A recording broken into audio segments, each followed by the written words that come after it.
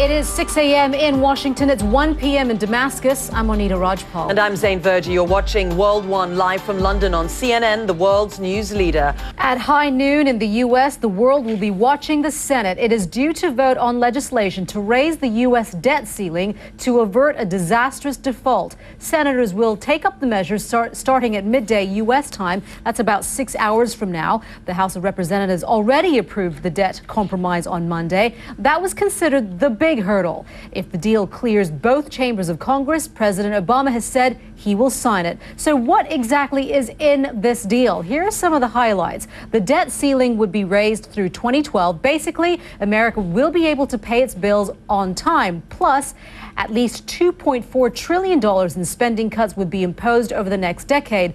The first round of cuts would total more than $900 billion. And they would take effect immediately. Take a look at the broader implications of this debt deal. We're joined by CNN's John here in London. And John, I'm wondering what this has done to the consumer psyche, the American, but also international consumer psyche.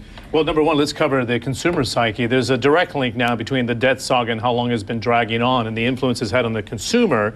And now we're finding out it's trickling into the manufacturing sector and the surveys that are coming out. Touched on that very well. There seems to be this real disconnect between what's going on there in Washington and with the rest of the country, with, as you're talking about, with it, when it comes to unemployment, slow growth means no jobs. Yeah, the headline unemployment doesn't look great, but let's go below the headline and take a closer look. And I have a few figures here that we should look at.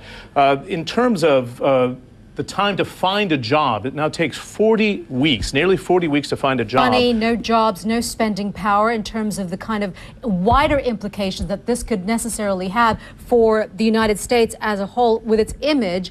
The United States has had this very powerful image of this country that's able to spend, able to invest. Sure. This is certainly going to affect that. And not only that, when we're talking about G8 summits and, when we're talking about the UN as well, the kind of political implications and image that it would have. Well, let's make the connection between growth and power. During the 1980s and 90s, America averaged growth of better than 3%. During the noughties, the last decade, it was 1.7%. The one whoever holds the purse strings is the one who has the power. That's what we're seeing today. John, thank you very much. Deadly start to Ramadan in Somalia. 2 African Union soldiers and 2 militants have been killed in heavy fighting in Mogadishu. The Al-Shabaab militia is waging a new offensive against AU forces in the Somali capital. And all this as famine continues to ravage the country. CNN's Nem El-Bagir is embedded with African Union troops on the front line in Mogadishu. As she now reports, they are fighting an uphill battle. String of island nations is on alert as a new tropical storm starts spinning in the eastern Caribbean Sea. Our meteorologist Jennifer Delgado is at the World Weather Center taking a look at that. Jen. Hi, Monita, you're right. We are watching Tropical Storm Emily right now. It's located about 390 kilometers just to the east of San Juan. You can see it on the satellite imagery. A pretty good-sized storm system. Gabrielle Giffords there returning to the U.S. House.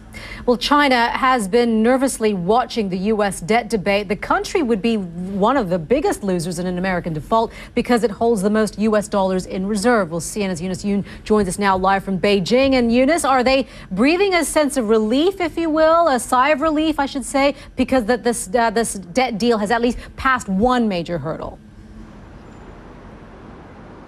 That's right, Monita. People here are breathing a sigh of relief. There hasn't been any official comment on the debt deal, but the Chinese media have really been having a field day. The Japan earthquake, Zain, was also a devastating blow for Toyota. It has just posted a first quarter net profit drop of 99.4% year on year. Effects from the quake and the tsunami are partly to blame for that. We want to give you through the timeline of what exactly happened within Toyota. Let's start with 11th of March.